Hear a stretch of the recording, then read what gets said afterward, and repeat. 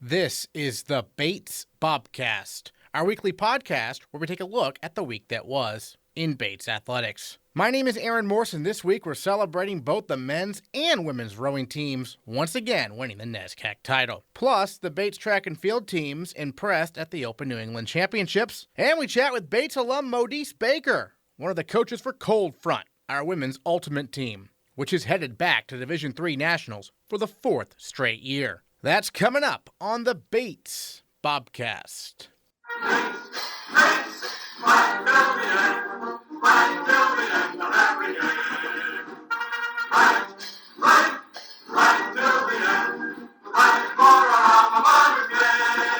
The Bates baseball team finished its season with an overall record of 19-17 after falling to Williams and Middlebury in the NESCAC championships on Saturday. Junior Nolan Collins struck out a career-high 12 against the Panthers in the elimination game Saturday night. The Bobcats finished the year with their best record since 2013, and during the regular season, their 9-3 mark in the NESCAC East was the best in program history. On Sunday, the Bates rowing teams competed at the National Invitational Rowing Championships in Worcester. The NIRC Regatta determines the NESCAC championship, and both rowing teams won their third straight NESCAC title, with the men outracing Trinity in the first Varsity 8 Grand Final, and the women taking home the gold medal in their 1V final, clinching an automatic bid to the NCAA championships. Senior captain Sophia Rintell sits at the stroke seat for the women's first Varsity 8. She's been in the 1V boat every year during her time at Bates, helping the Bobcats win the national title the past 2 years. On Monday, we chatted with Rintell about the race and her senior season so far. Yeah, so it was a bit cold and rainy, especially compared to the past few years at this regatta. It's usually sunny and warm,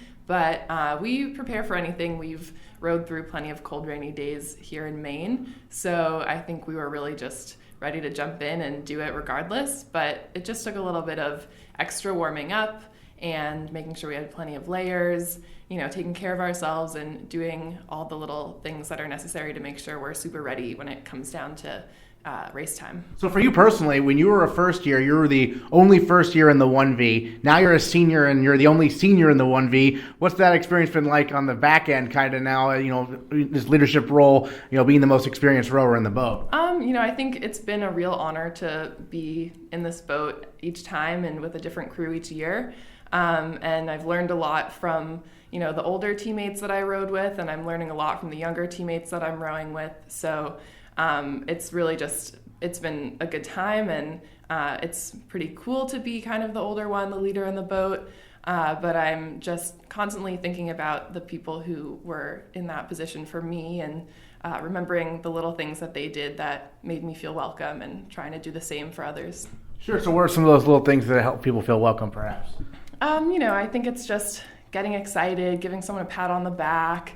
I like to kind of hype everyone up before the race, and just the little things, and being kind and friendly, and being genuinely really excited to row with all these people. I think that's how the seniors treated me when I was a first year, and I think that's what really all of the upperclassmen on the team really try and do for the underclassmen. You mentioned hyping up the team. I know rowing, you also do a lot of meditation and trying to be relaxed as well. So how do you balance that, wanting to be really excited but also keeping calm, right? Yeah, it's definitely a fine balance. I really like to get super hyped up, but I think I can also pretty quickly, when we're at the starting line, getting ready to race, put on my game face a little bit and just stay calm and collected and channel kind of all that hyped up energy into focus, and then get the race started and start it off clean. I think that's really what we practice, is being super energetic and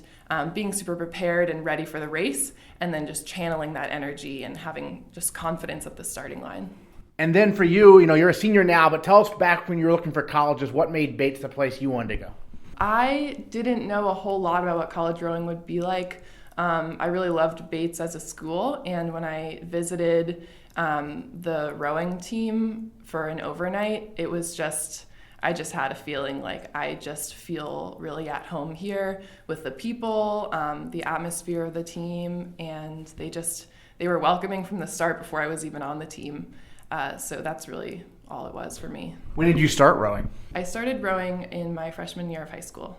Okay, what got you into the sport? Honestly, my older brother had already started 2 years before I had, and it seemed really cool. I'd never heard of it before, and I gave it a try, and I was kind of tall, and that always helps. So, I just found it to be something that I loved. Great. What was the biggest thing you had to learn, in high school, and then maybe what was the biggest adjustment once you got to college, in taking the next step kind of? I think in college athletics, it's just a little bit more, I think people are a little more mature, and as athletes kind of know how to do things a little bit better, know how to prepare mentally for a race, and know how to train and find balance and just go into everything a little more intentional. In high school, it was kind of just like, I'm just going to go to practice and I'm going to go to a race and I'm just doing it all and it's my after school activity. And I think in college, I've really found a way to channel how much I care about it into really productive training and things like that. What have you learned from Coach Seenstra and the assistants? The coaches are really wonderful. I think one of the best things about what they do is that they're very transparent in the way they coach us. They're very clear with, this is why we're having practice today, and this is why we're doing this workout, and this is how it's going to benefit you come race day. So I think we are able to really trust in them and really buy in. And I think it also helps us have confidence in ourselves. We know that we're doing everything we can do to be successful, and we just have to execute, the training plan that they've set out for us. Excellent. And then for the team this year, for the 1V, WPI, they outraced it at one regatta, but in the last two, it's gone Bates' way again by open water, for that matter. So what adjustments were made, or is it a matter of just being in the water more often? I think it's just a matter of continuing to work hard, and we've been on a steady incline in terms of our speed, and I think other teams have as well, but we haven't really changed much other than just continued to push ourselves and believe in ourselves. And I'm not sure exactly what other teams are doing. Maybe they're scrambling to make changes and gain some speed, but our coach was pretty clear that all we're going to do is keep doing what we're doing, and that's what's going to get us through to the finish line, Sure, and obviously you have experience with this, back in the stroke seat, though, what's that like, being right there with the coxswain right in front of you? I'm pretty comfortable there. Yeah, I've done it a few times before. I've been happy, really, every seat I've been in. It's all about, what the crew is doing behind me, and I feel super backed up by this crew, by my 7 seat. We've always rode next to each other all the time that we've rode together, so it just feels pretty good. I feel pretty comfortable there. That's Hannah Fitz, right? Yeah, that's Hannah Fitz. She brings the energy, doesn't she? She does. She balances me out. You're looking forward to NCAAs. It'll be your fourth trip, obviously. The team's been there, I think, 13 straight years now. And so what are you most looking forward to? Going to Indianapolis, that's a new location, I think, right? Yeah, it's a new location, so I don't really know what to think. Yeah. I've heard sometimes it's called Windy Indy, so okay. I think I don't know what the conditions will be like, but I know we'll be prepared no matter what. But it's a fun race. Being at the same regatta as Division II and Division III and Division I colleges, we kind of see the best of the best, and we might not be racing against them directly, but it feels really special, and I've always been kind of in awe when we really get there, and it's a big production. Does part of you wish you could give those larger division teams a go? In the few days before the racing, we can all warm up on the race course together or get in some practice. So there have been a few times when we're rowing right alongside them and thinking, we're holding them now. And, it's pretty exciting. And I think we could be a little bit competitive with some of those, high-level teams. But in terms of the Division III opponents you will be facing, obviously, you know about WPI. I'm sure there are some other teams that you're looking at as well. But what's it like being expected almost to win? I think it's a little intimidating, but also really exciting. I think we know that we're the team with a target on our back, and everyone's going to really try with all the power they have to get a little closer to us, to inch up and overtake us if they can. But I think that makes it all the more exciting, and it just makes us know that we might have had a good race this past weekend, but it's only going to get more intense from here. So just going to shape up to be a pretty fun race, I think. The men's rowing team had conflicting emotions after winning the NESCAC title. While the Bobcats outraced all the other NESCAC schools, they finished 4th overall in the first Varsity 8 Grand Final, behind Hobart, Michigan, and Marist. It was somewhat of a rebuilding year for the men, and senior captain stroke Eric Jordan joined the Bobcast to talk about his time at Bates and the expectations the men's rowing program has going forward. Eric, first of all, when you came into Bates, you had experience rowing, but as a first year, you were in the novice 8, as they call it. And so what was the experience like being in the novice 8 as a first year and then jumping up to the first Varsity 8 as a sophomore after that? Sure. Well, first of all, thanks for having me, Aaron. Yeah, I rowed for 3 years in high school. I wasn't ever very motivated, and when I came into Bates, I was right where I belonged in the freshman 8. It wasn't necessarily a bunch of novices not having experience. In fact, most of the people on the boat had rowed before, but it was just more of the third varsity, kind of just guys that were not really good enough for the 2V, and I think there was something about at the championship races, the freshman 8 is worth more points than the third varsity 8. So if we have the opportunity to make that freshman 8, then we do that. And if we make a freshman 8 that can go fast. So it looked like we were going to be able to do that. So we put it together, and it was fun rowing in there. But there were a lot of changes that happened that year for me personally that kind of drove me into my sophomore year to become a lot more motivated, to put a lot more effort into rowing, into training, become a lot faster, and push me into the varsity in my sophomore year. It was stressful because I'd only ever had one race in a varsity boat before my sophomore year. In high school, I was in the 3V or the 2V most of the time. So there was a lot of stress around that first Charles race when I was in the varsity. There was a lot of stress in the spring, especially as I started stroking towards the end of the season. But it was exciting, and I've gotten pretty used to it since then. So what were some of the things that motivated you, really? Well, yeah, it was... I lost a couple of grandparents going into that summer after that year, and I started thinking about just wanting to make the most of my time at Bates. I was a pretty good student in high school. I had a pretty good academic year in my first year at Bates as well, but I really hadn't been putting that much effort into rowing either through high school or through my first year at Bates. So when I lost kind of both of my grandmothers in a short period of time, and there were some personal relationship things that were going on too, it just kind of made me take a step back at my life, or step back and look at my life and say, like, I really want to make the most of my opportunity here at Bates, do the best I can, kind of make the largest impact possible. And I was already into rowing. I enjoyed rowing, and I said, well, I might as well do it here if I'm going to put so much of my time into it, because it really does. I mean, we're on the water all the time. When you're training over the winter, there isn't really an off season. It's something that if you're going to do it, I believe that it should be done wholeheartedly. And it was just kind of a bunch of personal factors that made me say, all right, I want to just go for it and do my best. Well, you clearly made the most of it. Last year as a junior, IRAs, I mean, that must have been the experience of a lifetime, right? Yeah, it was exciting. It was, I was really close with a lot of last year's senior class, having rowed with them in that varsity 8 for a couple of years at that point. I was living with, you probably know, Mats Terwish, Roddy Pratt, and Josh Bilchik. I'm not sure if you know him, but I was living with the three of them in my junior year.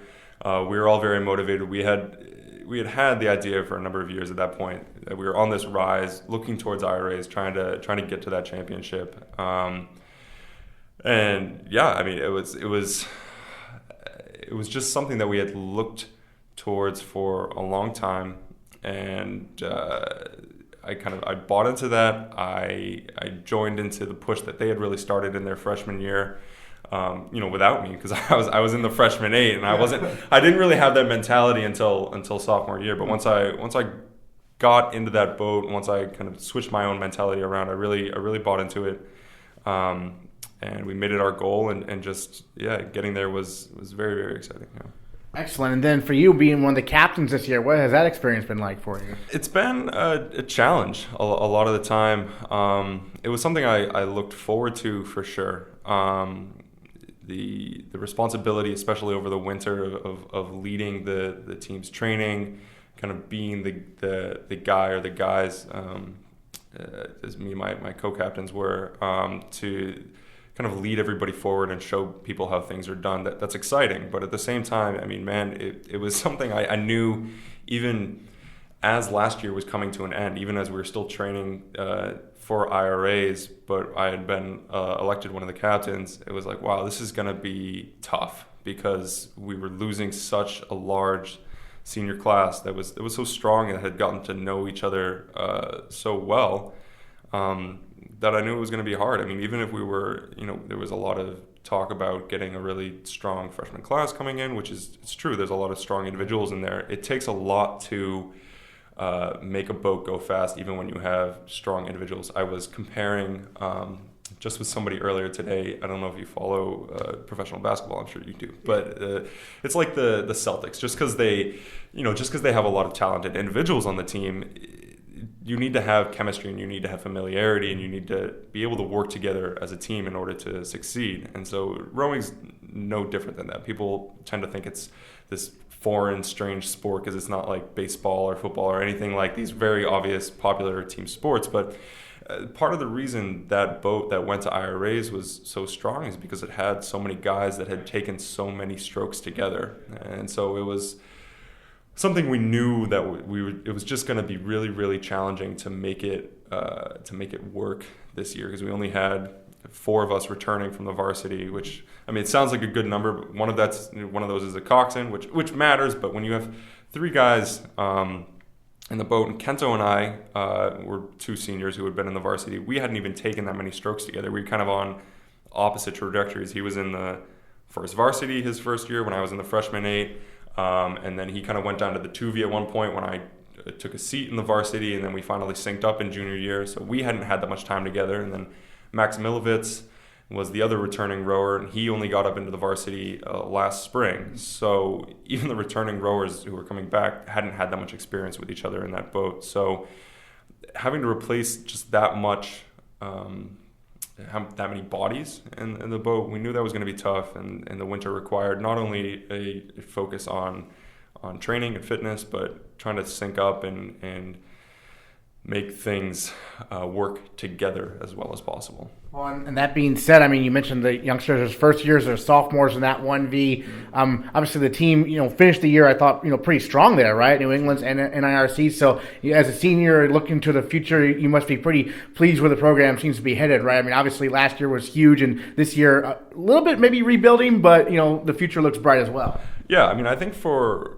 what was kind of a rebuilding year in a lot of ways, there were decent results at the end. We were making a lot of jokes as the year went on, how we were really struggling to kind of win anything. we were trying to make light of it and stay as relaxed as possible about things. But yeah, it rounded up well. I mean, we faced some really tough crews on Saturday. Hobart was obviously extremely motivated, having lost last year. They definitely put in. I mean, they had a lot of strong guys in that boat, and they put in a lot of work. It's also a very young boat. I don't even know if they lost any rowers since last year. For example, I mean, the guy I took a shirt from last year in stroke seat, I gave mine to him, and I'm pretty sure down the line it was most of the same guys in that boat. They maybe lost 1 or 2 seniors. So a lot of continuity there. Marist, also a very strong crew, very motivated from last year because we just edged them out of that final. And then Michigan, we hadn't even seen at NIRCs in a couple of years, but they're always very strong. Even for a club team, they're just so massive that they're incredibly deep and a really, really strong team. So to be in a fairly close final there, I think it was 4 seconds between the top 4 boats. The guys, there's a lot of reason to have hope going forward. There's a lot of continuity. In the boat now, we're only losing Kento, Lee, and I. And Julian from that varsity 8. So it's kind of the opposite of last year. Now we're having a lot of continuity, a lot of opportunity for those guys to get to know each other and match their strokes up even better, which is really what you saw. I mean, when you see results changing from, when we were at the beginning of the season, losing to Marist by whatever it was, like 13, 15 seconds or something like that, to the end of the season, losing to them by a couple or beating them in the heats. it's not a dramatic change in fitness in that varsity boat. It's not like we just got so much fitter or pulled so much harder or anything like. No, it's just getting familiar. It's just syncing up our strokes. Because it's basically the reason that Bates is so successful. We're never. I don't know how much you know about erg scores, but we're never going to go out there and beat the guys just on raw power that row at Hobart and Marist. They recruit much more widely than we do. They have a bigger name. They are perennial IRA contenders, so they're always going to draw just more natural raw talent and power than we will. And the reason we were able to compete with them is because we do put so much effort, and led by Coach Steenstra, put so much effort in syncing our strokes up and thinking about how we row and rowing well. So that's all the change was through the season. It was just trying to get the 8 of us who basically never rowed in a lineup together before to figure each other out and make the set boat kind of run down the course smoothly and well, and we got close. We didn't quite figure it out well enough, but we did a pretty okay job with it. Well, it's got to be kind of an interesting feeling, right? Because you got 4th in that grand final, but you beat Trinity, so you were the NESCAC champion. Sure. What are your feelings on that kind of? Because you win the NESCAC title, but the team has higher goals, obviously. Right. I mean, we kind of.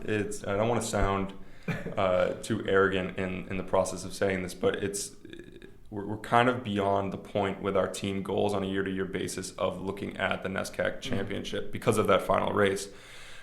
It's like I said this in a message to the team before we went into winter training. If we want to go to IRAs, we need to be able to beat teams like Hobart and Marist.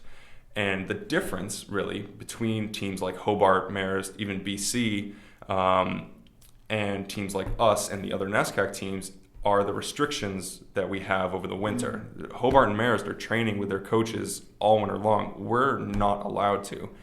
And so what we need to do, and if you look back at the results over the last 4, maybe 5 years, you'll see that there's these couple of top teams. There'll be the New York schools, especially Hobart, at the top of the NIRC's finishes. Yeah.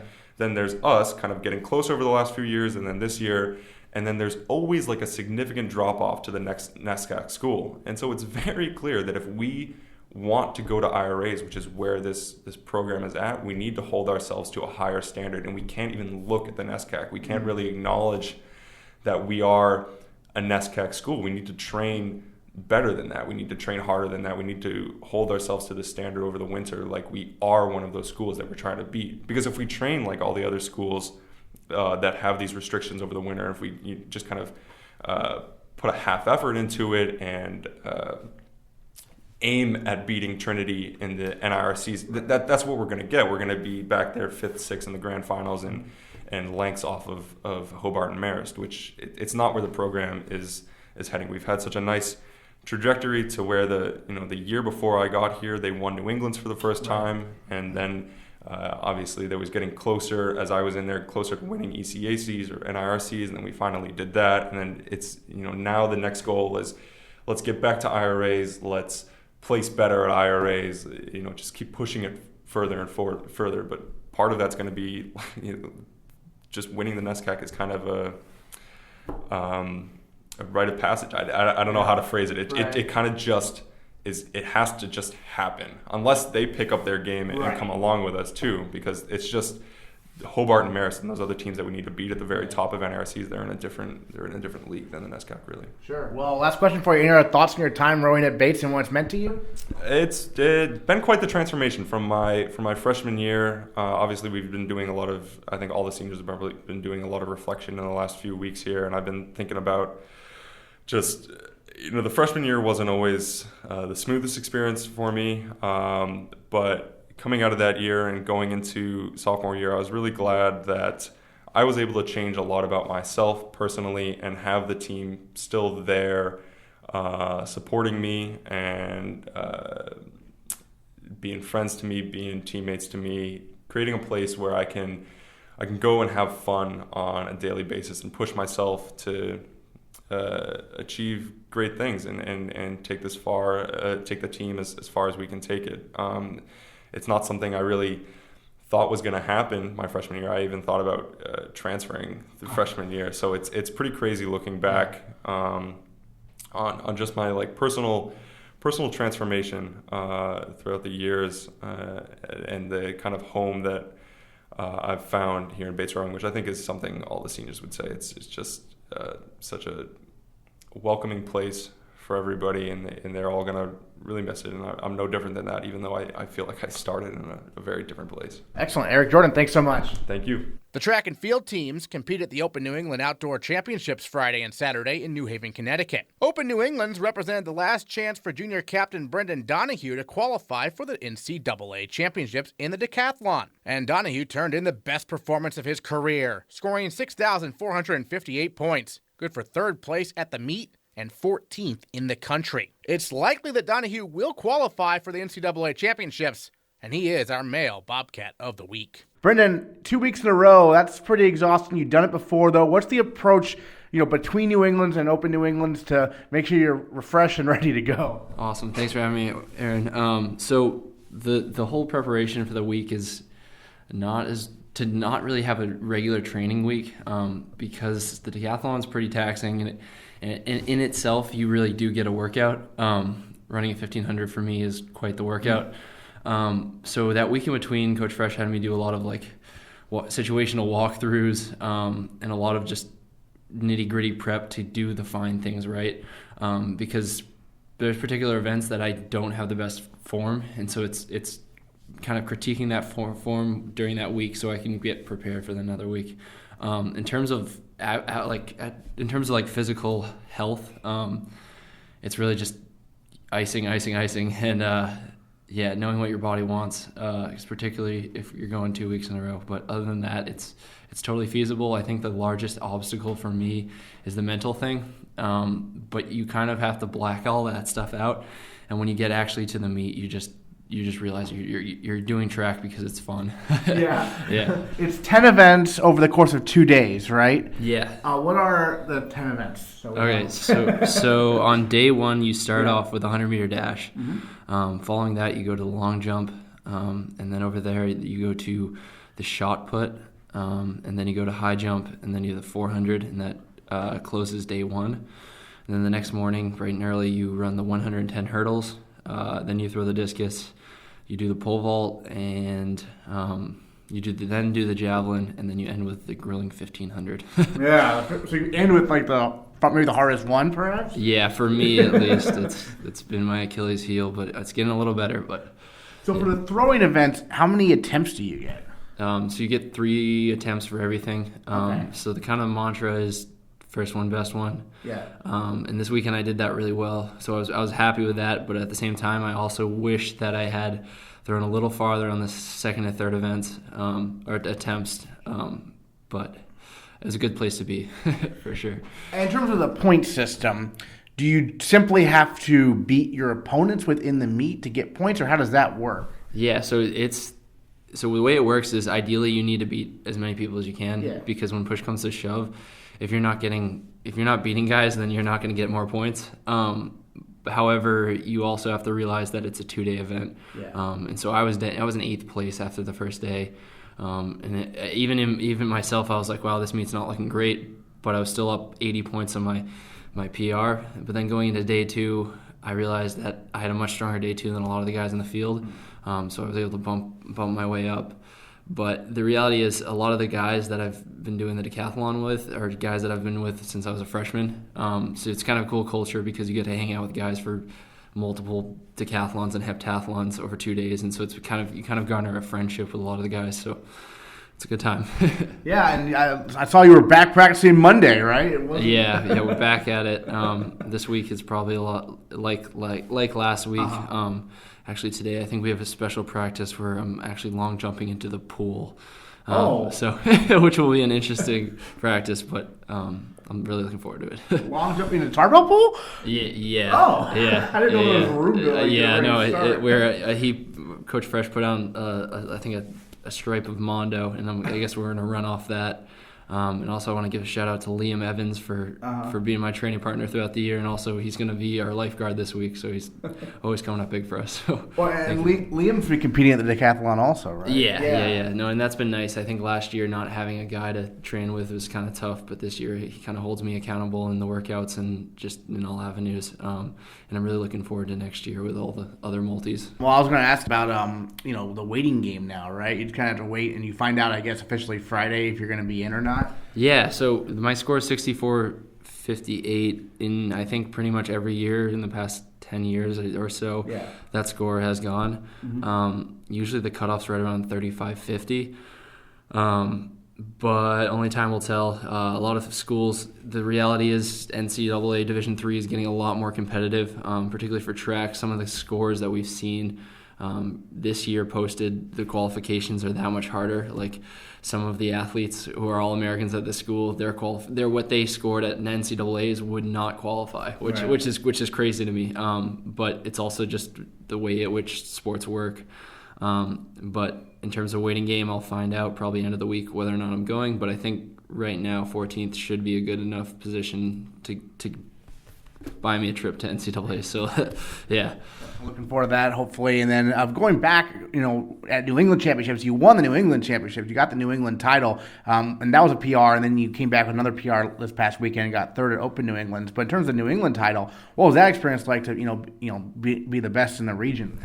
Yeah, I mean, so technically I'm not the best in the region because it's also humbling because I've got guys like CJ Mooney and William Canty who actually just beat me at Opens, okay. But they specialize in other events and they just came off tough conference meets. So I was in a cool position where I was able to really nail that home. But in terms of the multis in New England, it's getting a lot more competitive than it has been. Some of the scores in the past that had been posted, really, that were like top 3, they no longer will place. And so that's pretty cool. It's a cool direction because also we could have 20% of the field at nationals be guys from New England. So that's pretty cool to be part of that culture. And I'm really looking. It was a cool opportunity to be able to finally say, yeah, I was New England champ, and as well as be able to do it alongside with Liam placing high. So that was good experience for sure. Absolutely. So it's kind of a weird question, but there's 10 events. Are there any events you don't practice as much just because you kind of either A, have it down, or B, doesn't require as much practice? Yeah. So throughout the year, we didn't really practice long jump a lot. Okay. But now that's kind of biting me in the butt. But yeah, so it's kind of returning back to, or I really had never had really great long jump form, and so I think we're trying to nail that home before I end up going. But yeah, there is some events that you don't practice as much some weeks, and oftentimes you have to sacrifice certain events for other events. But in the end, it works out. But in terms of technical events, you kind of really have to work on pole vault the most because there's a lot of points to be had there, and also it's what separates the good multis from the bad.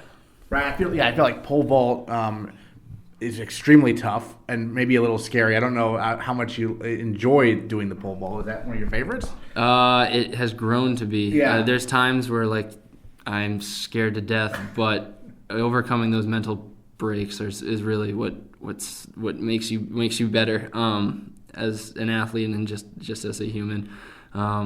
Yeah, but in terms of pole vault, in general, I do love it now. So nice. Yeah.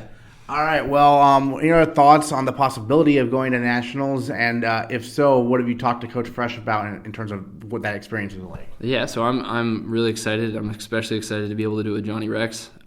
Johnny and I don't know if you heard, but we used to scoop ice cream together 4 years ago. So he's one of my good friends for a long time. So that's pretty cool. It's kind of always been a pipe dream for us to be able to say oh yeah, let's go to NCAAs together. And so that would be unreal to fulfill that with him. Also just having Fresh as a mentor, also Coach Ellis and Art and Curtis, being able to work with those guys day in and day out, it's kind of cool to kind of see what their hard work has paid off, and now it's coming to fruition. So I'm excited to be a part of that.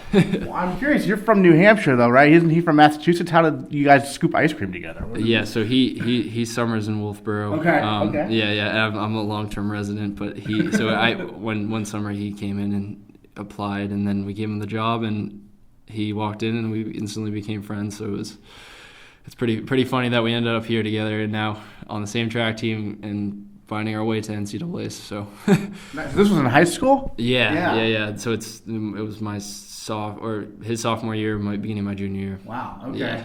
And at the time, like, did you both know? You probably both did not know you were going to the same college by any means. No. So he actually came and visited. I gave him Fresh's email.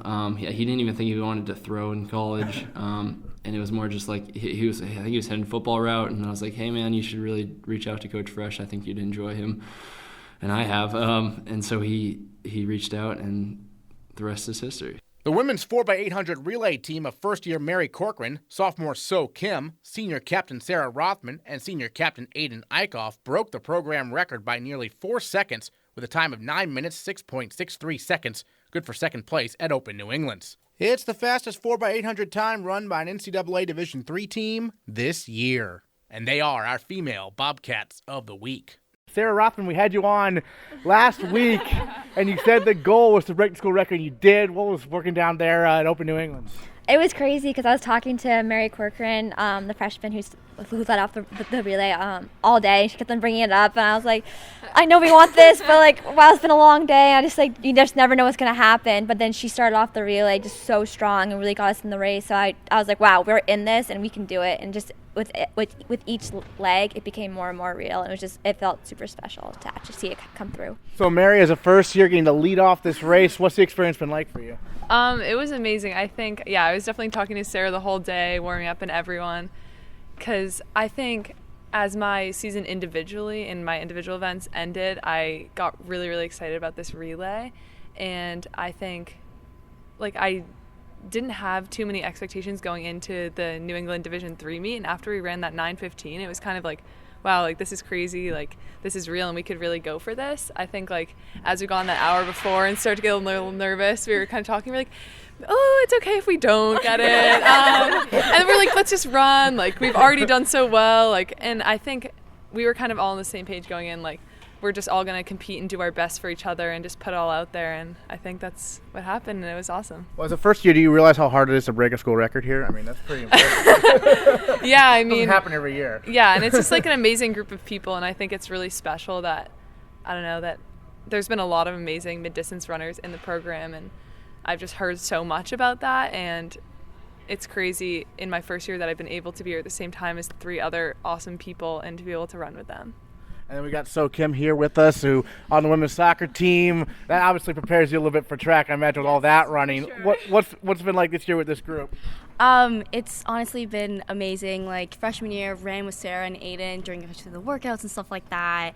And then just running with Mary, she's been really, really awesome too. And I think just, again, same mindset, just going into it. It was just last one, let's just give it our all kind of deal. And especially with running with our 2 seniors, I think that was just something that I was definitely going to be cherishing. And yeah, we all worked really, really hard, and just each of us just ran our race, and I think that just really, really helped and worked out really well. So. Well, and Ayden, I mean, seeded 8th, getting second in this race against Division I, Division II opponents. I mean, that's pretty special, isn't it? It was very special, and as the 4th leg, I watched the whole thing play out while this was happening, and I actually went down to where some of our coaches and other teammates were standing supporting us, and I was like, these girls are running out of their mind, I gotta go. And it was really just when we went from a position, as you said, in 8th, sort of not really expecting to be up in the first part of the race. It was truly, truly amazing to watch. We went through the first leg, and then as the other legs went on, we held our position, and people were just running so well, so strong, and so confidently that going into the last leg, my goal was to get the person in front of me, but I knew that I just really wanted to do the best I could for the time.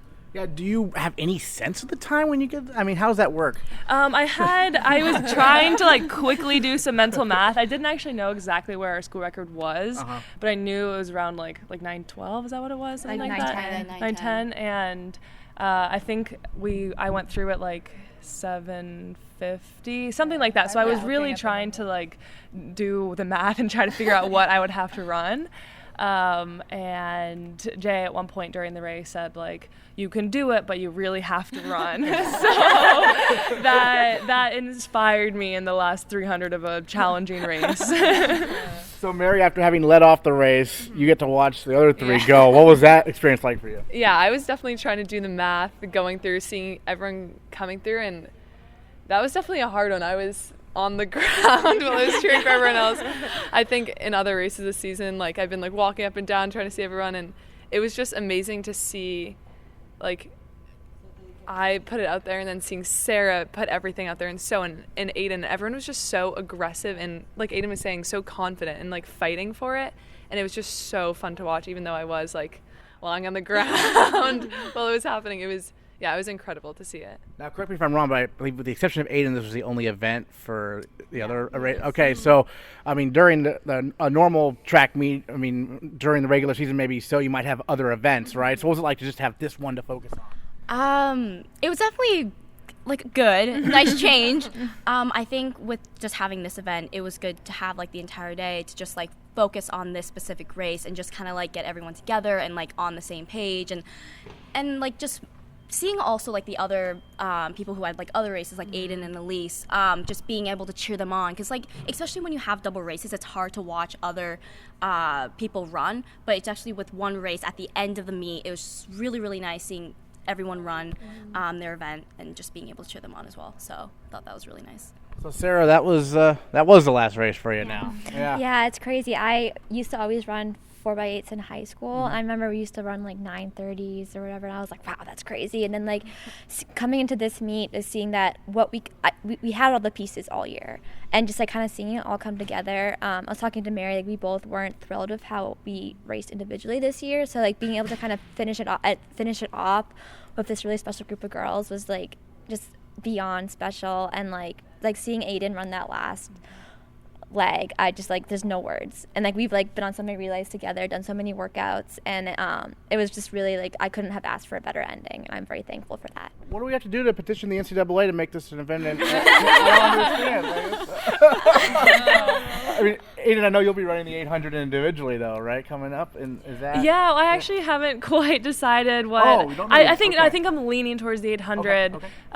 But we will see. I'll talk through that with Jay. Yeah. But I've really wanted to break that 210 barrier in the 800 for a while now, and this is the last weekend, so yeah, I'm looking forward to that. But just to go back to the relay, it was really, really cool. There was no weak link, really, and we just kept getting stronger throughout the race, and catching that girl at the end was just the cherry on top, but so many things built up to that to make that possible. So, talking to the two underclassmen here in terms of from the relay, obviously 4x8, great. I mean, these two are graduating though. So, looking ahead maybe to next year, from individual point of view, from relay point of view, what are some goals you maybe have in your mind right now? That's a good question. I think just as of now, just like individually, just like staying in shape, and just also just striving to always just get a PR, things like that. And I think the most important thing is to be able to like just support one another through that, because track can get especially it's a sport where you're like aiming for times, and that can like it's very mental. So I think just being there as a teammate, being there outside as a teammate as well, off the track, just being there to support one another, I think that's going to be really, really important moving forward as a team. How about you, Mary? Yeah, I mean, I think just trying to bring our best selves to practice every day, like So is saying, it's hard thinking about times all the time, and it does get really mentally taxing. So I think we've had such great role models on this team, people that just come and work their hardest, and when everyone's here trying their best every day, I think it just brings everyone up. So I think just trying to stay true to that and following in the footsteps of like these two awesome seniors and other awesome upperclassmen, trying to create that team culture for the younger people that come in, and just keep working hard, and I think the results will come. Last word for the seniors here. Sarah, looking at these underclassmen, must be pretty optimistic about the future for women's track and field here. Well, I just want to say, like, going back to the relay this weekend, I know that I was personally pushed by these two underclassmen. Like, I was, like, all year I've been running, like, the same, like, 220, 800 time, and been pretty confined with that. And then Mary was saying, like, no, like, we are going under 220. And I was like, okay, Mary, like, I was gonna, like, whatever you say. And then, like, I saw her, like, run that first leg, and she did. And I was like, okay, like, you know what, like, I can too. And I did. And, like, I kind of attribute that to these, like, that's what's so beautiful about 4x8 is like you're not just running for yourself, you're running for the team. And I think if these girls, if they can push their seniors, they can definitely push the team going forward. And I'm really excited to like read about them in the paper and like look for them in the news, because I know that they're going to be a special group of girls. Some more thoughts, Ayden? Yes, the underclassmen, we have a fairly sort of wonky team because we have a lot of underclassmen and not a lot of upperclassmen, but I think the future is very bright, and just even with the first years this year are such a positive and creative and hardworking group of people that I know that they, at the very least, the freshmen will have the sophomores to look up to, and obviously the captains and the other wonderful leadership that we will have. But it is certainly a promising future. And as Sarah said, we now get to take on the role of alumni. And I know I just get so much wonderful support from them, and being able to become more of that role will be awesome. All right, Sarah Rothmann, Ayden Eickhoff, So Kim, Mary Corcoran, the fastest 4x800 in Bates women's track and field history, and the fastest in Division III this year. Thanks so much. Thank you. This weekend, Cold Front. The Bates women's ultimate team heads to Division III Nationals for the 4th straight season. Led by senior captain Josie Gillette, Cold Front is undefeated on the season after finishing second in the country last year. Only 16 teams qualify each year, with pool play set for Saturday in College Station, Texas. The top 8 teams from pool play advance to a single elimination bracket on Sunday. Coached by the husband and wife team of Chase and Mohdis Baker, Cold Front is the top seed this year for the first time. Mohdis Baker played for Cold Front when she attended Bates, graduating in 2014. And we chatted with her on the phone about what makes this team so successful. Mohdis, when you were at Bates, you played ultimate as well for Cold Front. What was it like then compared to maybe what's it like now from a coaching perspective? Yeah, I played in, 2010 was my first year. And we had definitely a smaller squad, but a lot of driven women. And it was really a great experience. It was a fun team, very social, but we didn't really set goals for ourselves, and I think that's a big difference between what the team is now and what it was when I was here. Well, and Josie Gillette obviously has been a key influence, I think, certainly on the team. What's been like seeing what she's done since she first came in? Because I know your coaching with the team kind of started when really her first year here, didn't it? Yeah, exactly. So Josie obviously brings a lot of experience, and she's just a great leader. She's a natural-born leader, so she's been able to sort of empower others to achieve the same results as her, which is great. I think a lot of the ultimate media has been so focused on Josie, but I think we really pride ourselves on bringing and creating depth throughout our entire team, and that way, for example, if a team decides to mark Josie really heavily, we can rely on all of our other players with no problem. So, Josie is excellent, and she's been able to help train our other teammates, and it's been really helpful for the team culture.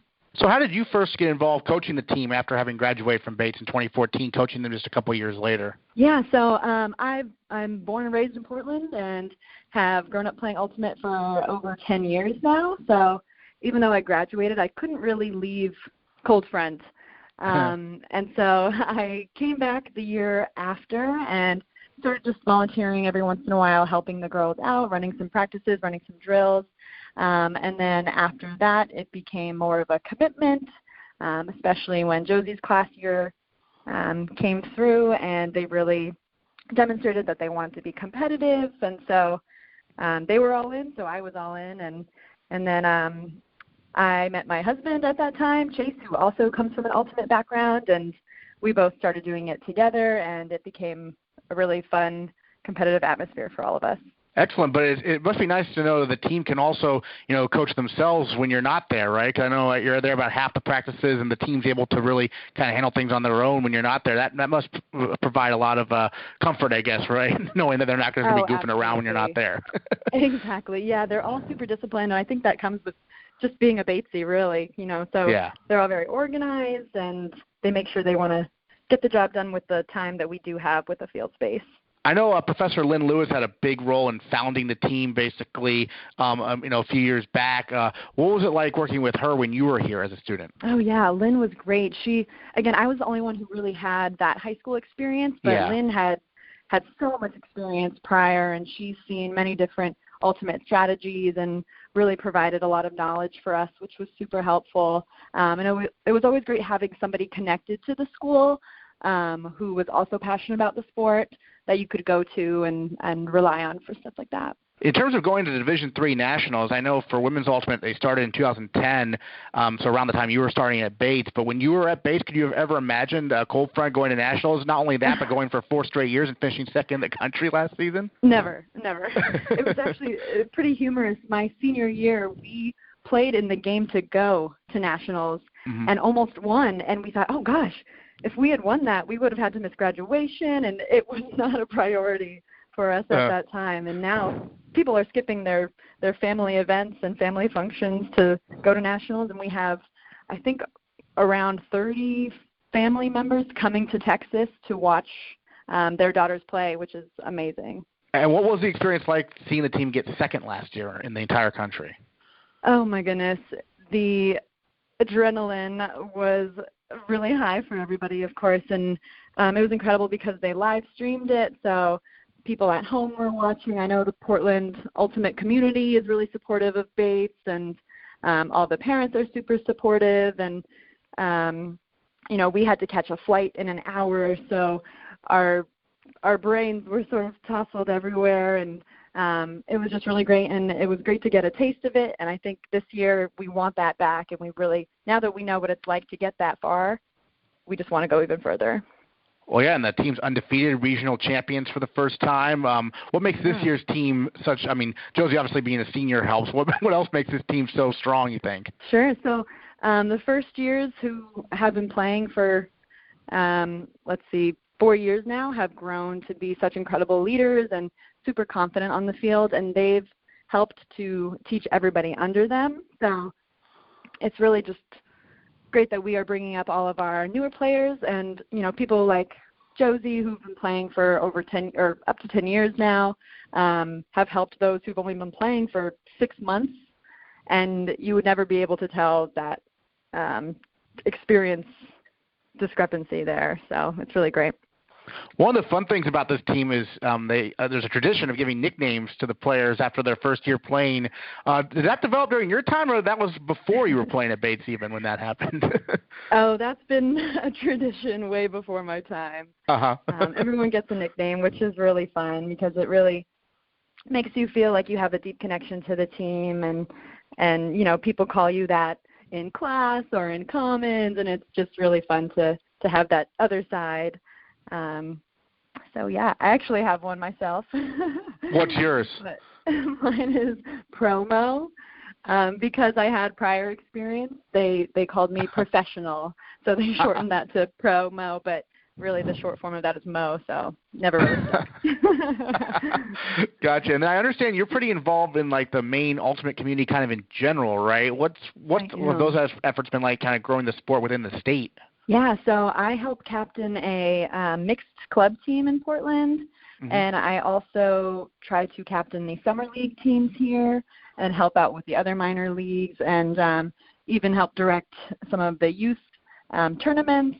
And I think it's just really important that we keep bringing the youth and getting them involved, and especially in summer league where it's not as competitive as, say, college or club. It's really important that we are teaching these newer players so that they stick with it and keep growing the sport as much as possible. Great. Well, last question for you, Mohdis. Your thoughts on Cold Front headed down to College Station, Texas this weekend, and what you're looking forward to most, perhaps? Yeah, I think the climate will be a huge change for us, but honestly, if we've seen some possible storm or tornado warnings, and we are hoping for that.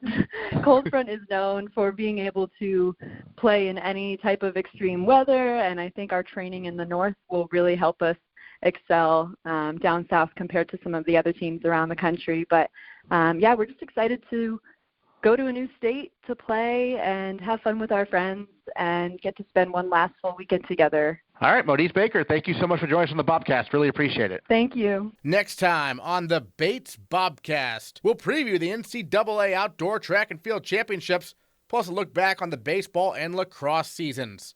All that and more next time on the Bates Bobcast. Bates, my billion,